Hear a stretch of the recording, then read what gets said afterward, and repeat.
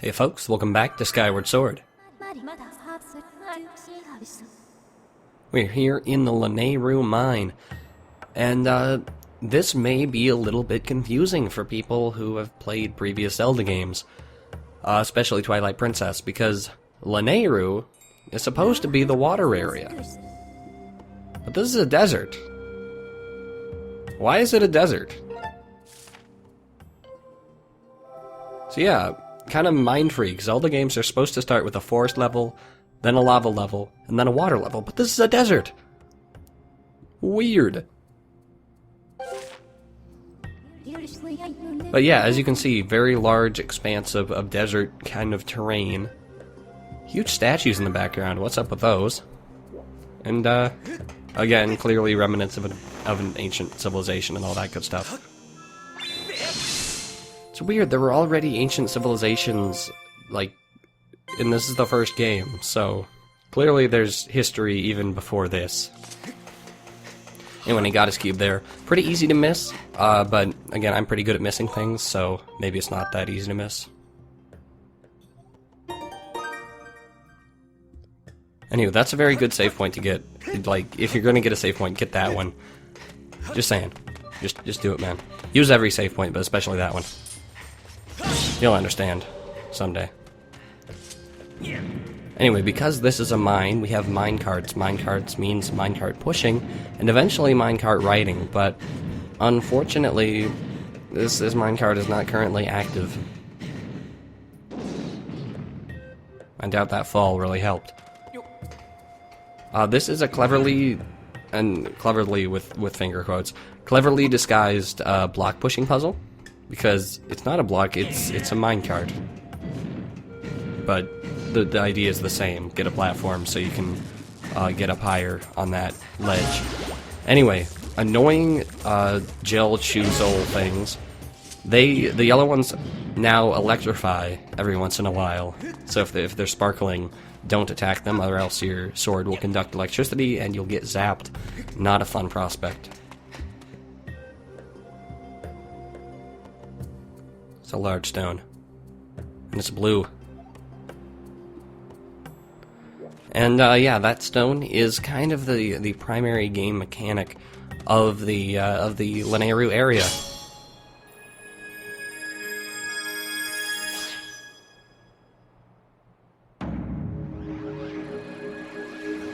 What is this witchcraft?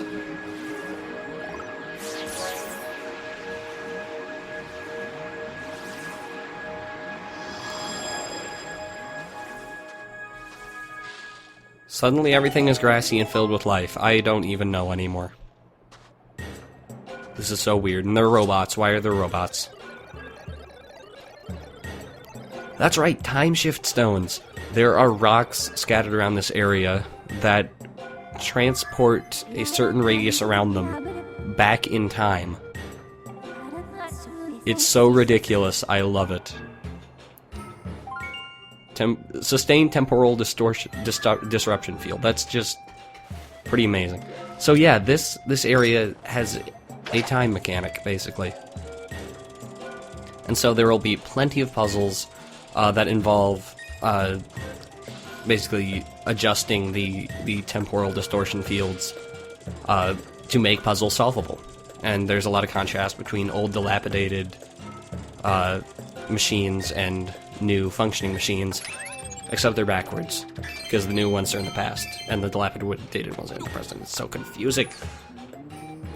I don't know, this place freaks with my mind, because when I think old, and thus the past, I think of dilapidated and brown and stuff, but the functioning stuff is in the past. So basically, in this commentary, if I ever say past and you think I mean present, or vice versa, that's probably the case. I'm going to try to get it right, and I'm going to try to, like, maybe refer to it as life, electricity, fun area, and dilapidated area, but it's just going to be so confusing, oh my god. Anyway, in the past, minecarts are active, so you can ride in them and go along specific rails. Also, these things. Those are ancient flowers. A somewhat rare treasure that I highly recommend picking up. They're good for one specific upgrade that you definitely want to get.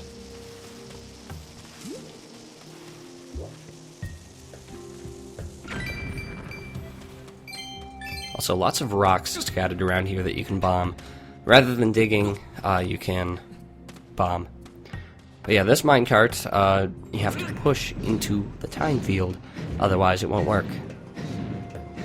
And that's, I guess, introducing you to the mechanic of sometimes the things you will need to bring from the present into the past.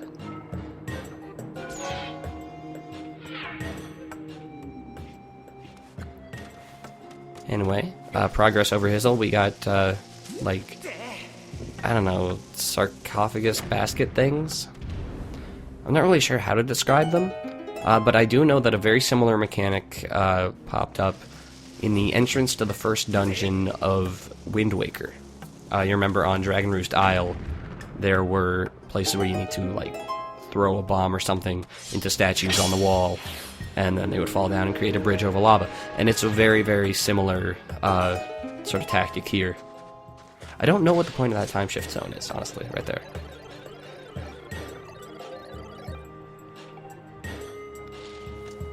But yeah, the things on the walls, definitely a significant mechanic in this area as well, although definitely not nearly as exciting as the time shift zones.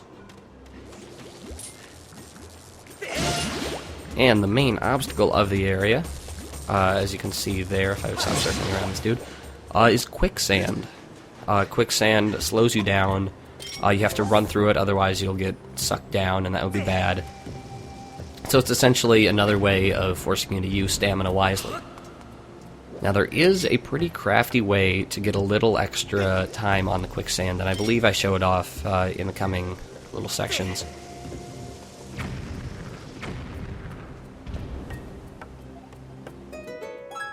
Also things like that. So thrilling.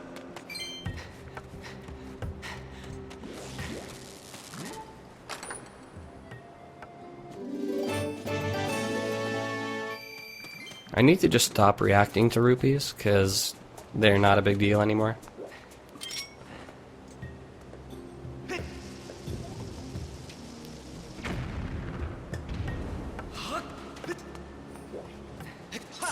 So yes, that tactic there that you just saw, by Z-targeting, doing a short hop forward and then slashing to do a jump slash, that is a way to get a little extra distance before you start moving across the quicksand. It doesn't cost any stamina, so basically you'll get like a couple more feet before you actually have to start running, and that can actually make or break whether or not a dash will actually work.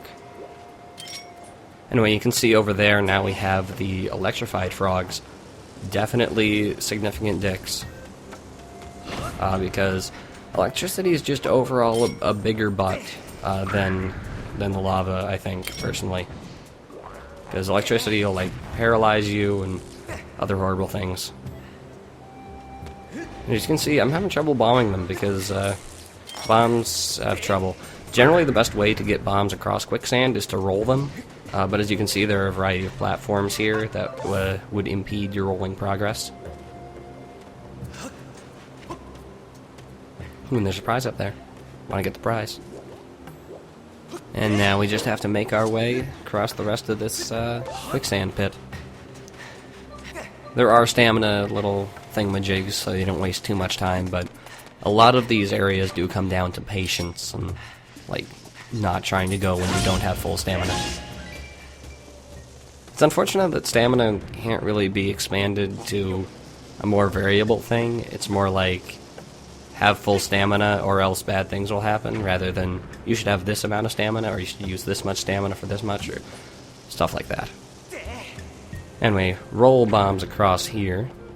You'll want to be quicker than I am, unfortunately. But yeah, you have to roll in order to get them all the way across there. And Jesus Christ, Link, roll better. That's also a good tactic.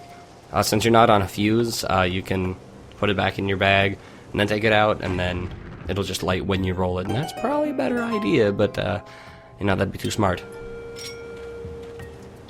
But yeah, rolling is the only way to get the bomb all the way across there. Otherwise, it'll get stopped or not reach all the way. We will soon have a better way of transporting bombs than either of the throwing methods, but alas, that will have to wait a little bit. Anyway, excellent way to take care of Dekubabas.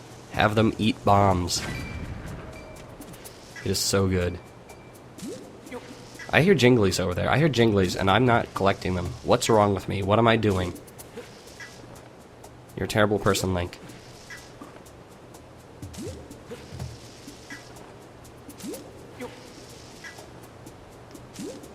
Yeah, this is what bomb restocking is like. It's definitely a welcome change from the desperation of, oh my god, am I gonna find bombs in these pots? But at the same time, it's like, whoop, whoop, whoop, and that's it. Anyway, yeah, now that you have bombs on command, Dekubabas are basically never a problem again. You don't have to worry about aiming your slashes, just have to worry about whether or not you have bombs. And generally you do. Another blue feather there.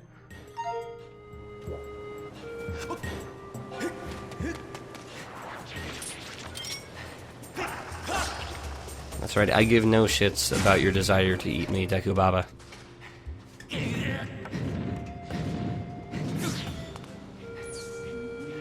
And let's ride.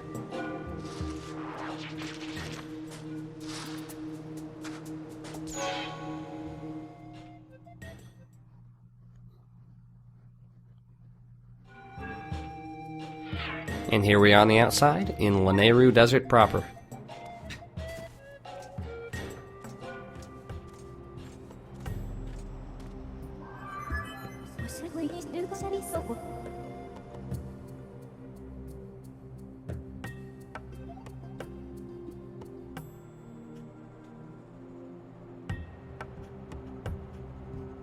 What the hell is that thing? There's like 3 triangles and the wings, and what's up with that? It's weird. Of course, any Zelda fan will instantly recognize that and be on alert.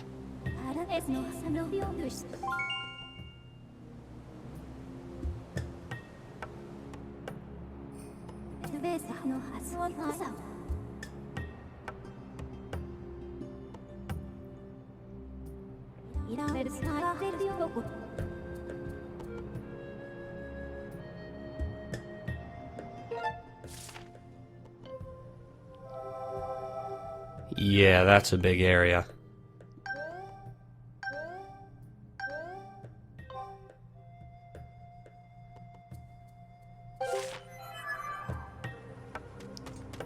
So, yes sirree doodle, this is the, kind of the big, almost deceptively, non-linear kind of area here. As you can see, it's much more wide open. You can go left and right and up and down and all around. But overall, you still do have to travel through this in a more or less linear fashion. But it's just so much more open, it feels a lot more free. Anyway, you haven't learned how to parry. You'll have to learn how to parry to get rid of those guys.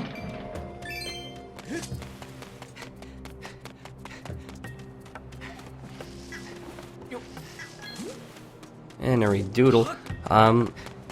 In order to proceed, we will need to, kind of, I'm not really showing off why we need to, but we will need to gain greater mastery over our bomb manipulation. Also, tumbleweed's great.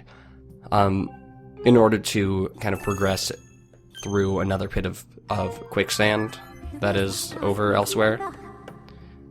Fee, I don't need you to tell me about tumbleweeds. We've been collecting treasures for a long time now. So yeah, there are various bits of sand around here, and greater bomb capabilities will aid us on our navigation across such things.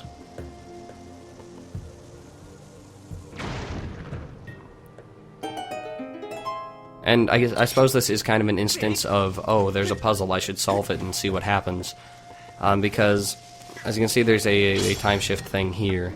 Oh god, Link, no, the bomb's gonna explode, get out of there. Oh god. Oh, phew, I'm safe. Okay. So yeah, as you can see, there There are things happening here, we're not sure why we're doing it, but yeah. So yeah, new form of bokoblins here. They have electrified sword thingamadoodles. And they are jerks. Because, you know, previously when they blocked you, you, like, stopped for a second, and it was annoying, and it broke up your flow. Now, they will shock you when they block you, and it hurts, as well as stops your flow. So be extra careful, or use some slingshot powers, or something like that.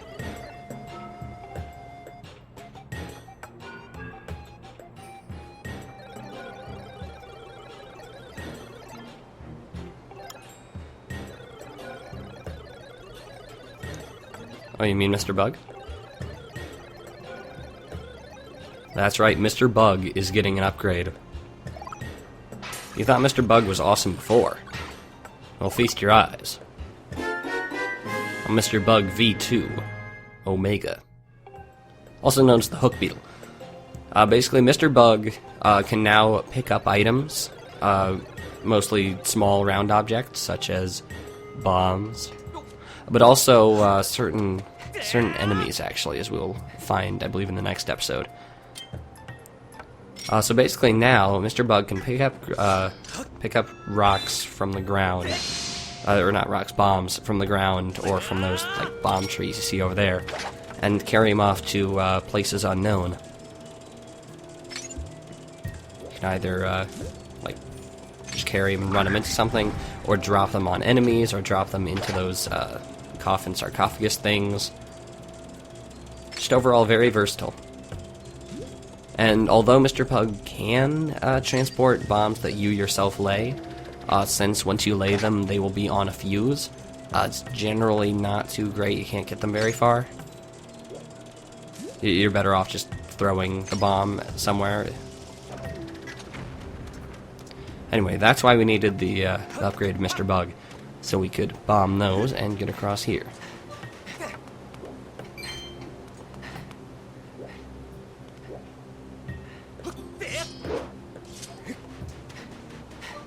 And see, that saved me a little bit of stamina. See? It was all worth it. And generally, each of these sarcophagus things will have a little prize behind it, whether it's a common prize, common treasure, or money, or something along those lines. Generally, they'll have something behind it, but I'm not that OCD. Anyway, you can see these stupid-ass birds hanging around. They are jerks. They will drop boulders on you if you rustle their feathers, so to speak. So the best way to take care of them is to do that. So good. And you get a good monetary prize out of it. They can be a little annoying to track down, but you have time. Oh, and you thought you were free of the digging. Never free of the digging. Seems a little out of place, not sure why they just suddenly threw in one solitary digging spot, but okay. Anyway, now we will need to optimally utilize these enemies in order to cross the quicksand here. And this could actually be an interesting little puzzle. It's not spelled out for you. But yeah, those dudes' shells can, for a certain amount of time, be stood on. And they won't sink into the quicksand, so you can use them as platforms. Definitely a crafty way of using your environment and your enemies in a new way. And it's not spelled out for you. You can figure it out for yourself. And it's fun, and it's cool, and it's neat. Why the bug catching? Yeah, those are, I believe, Lanayru ants. They are special ants, native to Lanayru. Yep. Bugs aren't really the most thrilling thing in this game. Anyway, you will want to deal with these enemies using the Mr. Bug Bomb method, because otherwise they will be like if they run at you and you parry them right by the platform, they won't be far enough away that they can be used as a platform to get to other places. It's just a matter of tactics, and sometimes they're just not in a good place. It happens. So you'll have to try again. They respawn.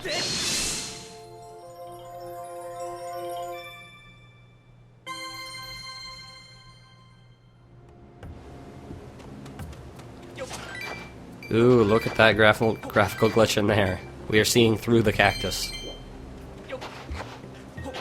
Honestly, I'm surprised that happened. That is honestly pretty rare for a first-party Nintendo game. But I suppose it happens.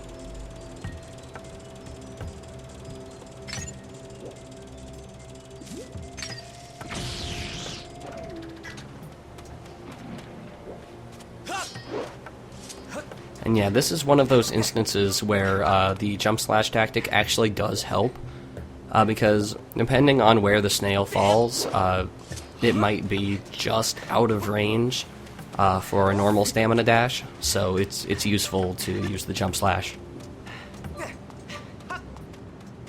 And now, if we loop all the way around, we can get a fabulous prize.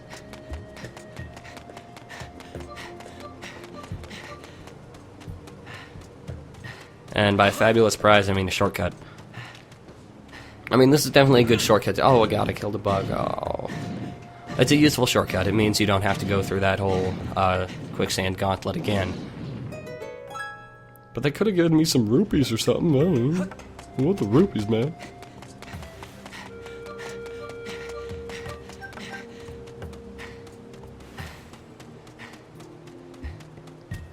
That sure is a long way back. Could have thrown in a Bokoblin on there or something. Spice things up.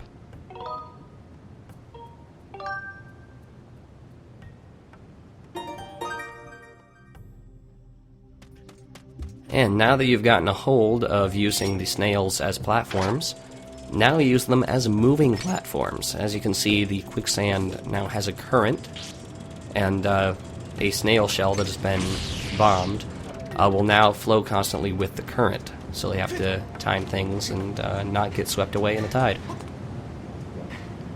It's not too tricky, to be honest. Unless you're, like, really, really cautious, and I couldn't understand why you would be. They're not too big a deal. They don't disappear for quite a while. And it's not like it's super rapid platforming. They can't really have super rapid movement things with the stamina in place, because you need time to recharge it. But you do get cool things like this where you're riding it over. Shut up, I think it's cool.